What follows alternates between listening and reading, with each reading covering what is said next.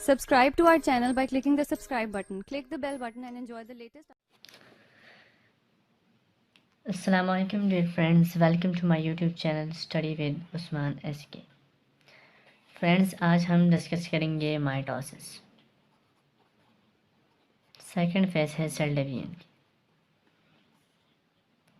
Mitosis. Dear friends, mitosis को discuss करने से पहले हम कुछ चीज़ें हैं जो समझनी ज़रूरी है, वो आपको समझाते हैं। एक, व्हाट इज़ एस्टर? एस्टर क्या है? Dear friends, aster star shaped structure है जो कि आपके पास सेंट्रियोल प्लस फाइबर से मिलकर बना होता है। अब फाइबर, स्पेंडल फाइबर, फाइबर कौन से? स्पेंडल फाइबर्स, जो कि आपके पास सेल डिवीजन में काम आते हैं। दूसरी टर्मिनोलॉजी इज माइटोटिक अपैरेटस, क्योंकि यही टर्मिनोलॉजीज मैंने यूज़ करनी है लेक्चर में, ताकि फिर आपकी कोई कन्फ्यूजन ना रहे। माइटोटिक अपैरेटस किस चीज़ का नाम है? माइटोटिक अपैरेटस स्ट्रक्चर है जो किस चीज़ से मिलकर बना होता है?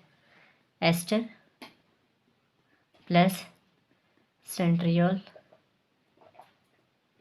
प्लस स्पेंडल्स, इन तीनों की कम्बिनेशन को हम माइटोटिक अपैरेटस कहते हैं। और सेंट्रियोल और फाइबर जब स्टार शेप दे दे, ये सेंट्रियोल है, इससे जब स्पिंडल फाइबर्स निकलें और स्टार शेप दें तो ये आपके पास एस्टर कहलाता है। अब आते हैं अपने टॉपिक की तरफ, mitosis. Dear friends, mitosis cell की वो डिवीजन है, वो एक्टिव टाइप है डिवीजन की, जिसमें पेरेंटल सेल में अगर 46 है तो डॉटर सेल्स में भी 46 होने चाहिए chromosomes. Means no change in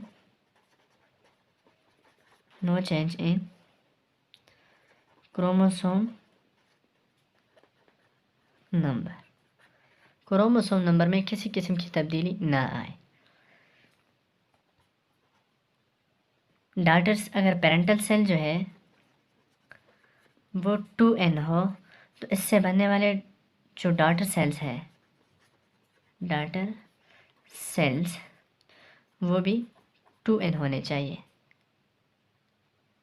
It's mean that mitosis is type of cell division in which daughter cells receive same number of chromosome as in parental cells. Mitosis completes in following phases, or mitosis has following stages, in which one is prophase.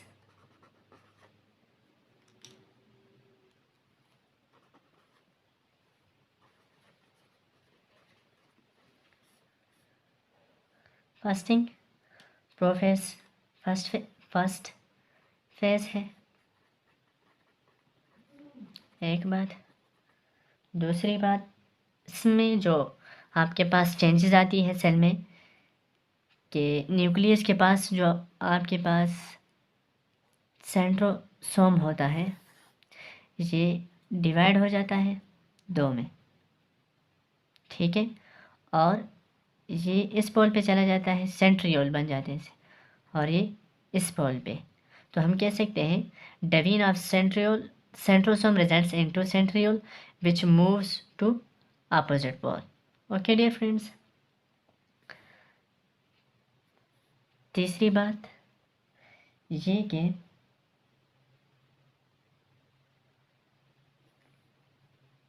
Chromosome condensation, chromatin material जो है,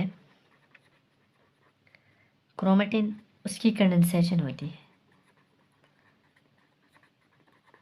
और इतनी chromatin material इतनी condense हो जाती है कि वो क्रोमोसोम बन जाते हैं। ओके डियर फ्रेंड्स, क्रोमेटिन की कंडेंसेशन आपके पास क्या बनाती है, क्रोमोसोम। दरमियान, जब ये प्रोफेज दरमियान में होता है तो आपके पास क्रोमेटिन कंडेंस हो जाते हैं, क्रोमोसोम बनते हैं। और जब ज़्यादा लेट हो जाता है, मतलब इन लेट ऑफ प्रोफेज क्या होता है, इन लेट ऑफ प्रोफेज आपके पास न्यूक्लियस डिसअपियर हो जाता है, गायब हो जाता है, डिसअपियर। और न्यूक्लियर मेम्ब्रेन जो है टूट जाती है, ब्रेक्स। ओके। और एट द एंड क्या होता है, एट द एंड आपके पास क्रोमोसोम्स जो है जमा हो जाते हैं, गैदर्ड एट द सेंटर में वो गैदर हो जाते हैं, जमा हो जाते हैं। अब डायग्रामेटिकली देखिए, पहली ये तो सेंट्रोसोम डिवाइड हुई, सेंट्रियल्स बने, अपोजिट पोल्स पर गए। और दूसरी बात, न्यूक्लियस डिसअपियर हुई, न्यूक्लियर मेम्ब्रेन टूट गई। देखिए इसके बाद क्रोमोसोम जो है वो सेंटर पर आ गए।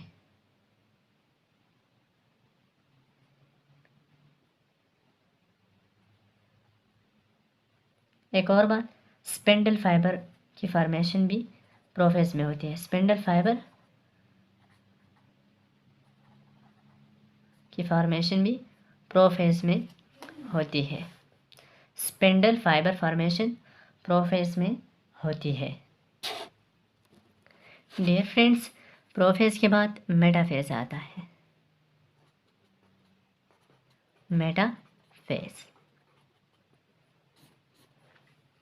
मेटाफेज में जो जो काम होते हैं वो ये हैं। पहली बात, स्पेंडल फाइबर्स की अटैचमेंट,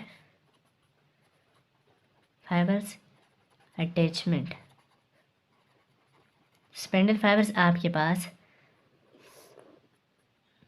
क्रोमोसोम्स के सेंट्रोमियर के साथ अटैच हो जाते हैं।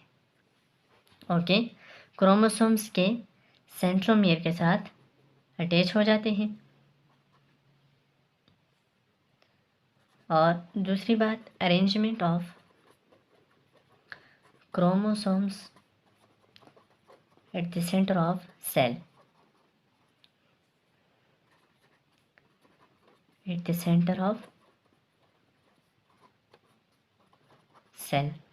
Dear students, centre of the cell को आपके पास ये जो सेंटर का पोर्शन है इसे आप इक्वेटोरियल भी कह सकते हैं।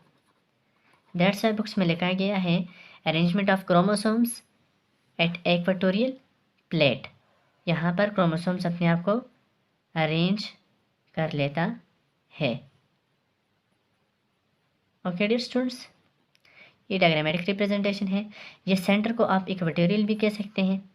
Arrangement of chromosome at the centre of cell are equatorial plate, इसे आप मेटाफेज प्लेट भी कह सकते हैं। ओके स्टूडेंट्स, इसके बाद है एनाफेज। जैसे ही मेटाफेज कंप्लीट होता है उसके बाद एनाफेज शुरू हो जाता है। एनाफेज के मेन इवेंट्स मंदरज झैल हैं। एनाफेज में सेंट्रोमियर डिवाइड हो जाता है। सेंट्रोमियर डिवाइड होने का मतलब ये है कि ये क्रोमोसोम है, यहाँ से टूट जाता है। सेंट्रोमियर सेंटर में लगा होता है इस तरह का, जो कि दो सिस्टर क्रोमेटिड्स को आपस में बांधे रखता है, तो वो टूट जाता है और इससे कुछ यूं शक्ल बनता है।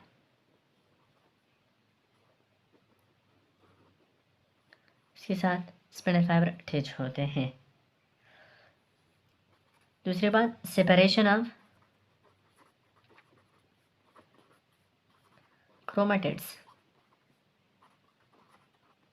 अब जब ये सेंट्रोमियर टूटा तो ये एक दूसरे से अलग हो गए। अब सेपरेशन कौन लाता है, stretching of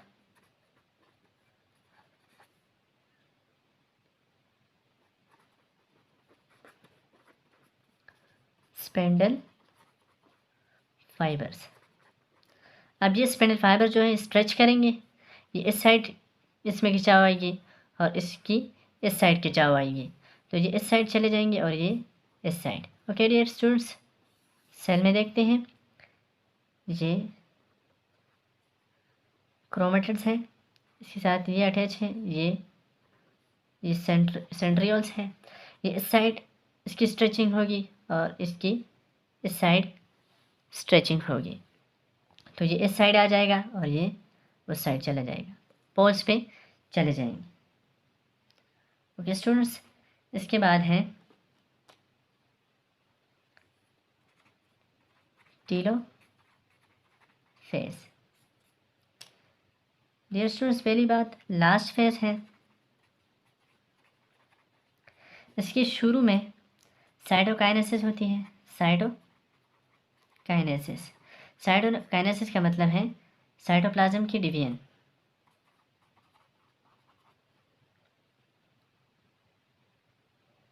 cytoplasm division, cytoplasm के डिवीजन से पहले डियर फ्रेंड्स एक बात और, जो आपके पास क्रोमोसोम्स हैं वो अपोजिट पोल पे चले जाएंगे। अपोजिट पोल का मतलब ये है, ये क्रोमोसोम्स इधर आ जाएंगे और ये वाले इधर आ जाएंगे। क्लियर करते हैं, कलर दूसरा इस्तेमाल करते हैं, इधर आ जाएंगे, तो ये इधर और ये इधर। फिर इसके बाद साइटोकाइनेसिस के बाद, साइटोकाइनेसिस जब शुरू हो जाएगी, इसके साथ साथ ही न्यूक्लियर मेम्ब्रेन जो है रीअपियर हो जाएगी, मेम्ब्रेन रीअपियर दोबारा आ जाएगी और स्पेंडल फाइबर डिसअपियर हो जाएंगे, डिसअपियर हो जाएंगे, स्पेंडल फाइबर डिसअपियर। अब डायग्रामेटिकली देखते हैं, ये आपके पास कोई सेल है, ठीक है, इसमें साइड्स वाइज चले गए क्रोमोसोम्स, ठीक है, इसके एक न्यूक्लियर एनवेलप दोबारा बनना शुरू हुआ, इधर ग्रुव प्रोड्यूस हुआ साइटोकाइनेसिस के लिए। अब ये ग्रुव अंदर डीपर होता चला जाएगा और ये दो सेल्स इससे बन जाएंगे। माइटोसिस में इसमें भी 46 होंगे और इसमें भी 46। तो नॉर्मल स्केच माइटोसिस का आपके पास कुछ यूँ होना चाहिए। अगर आपके पास एक सेल है जिसमें 46 क्रोमोसोम्स हैं, पहले ये सेल इंटरफेस से गुजरेगा, फिर मुख्तलिफ स्टेज से गुजर कर इस सेल से, जो कि 2n था, इससे दो सेल बनेंगे, वो भी 2n हो गए। ये डॉटर सेल्स हैं, डॉटर सेल्स, ये पेरेंटल।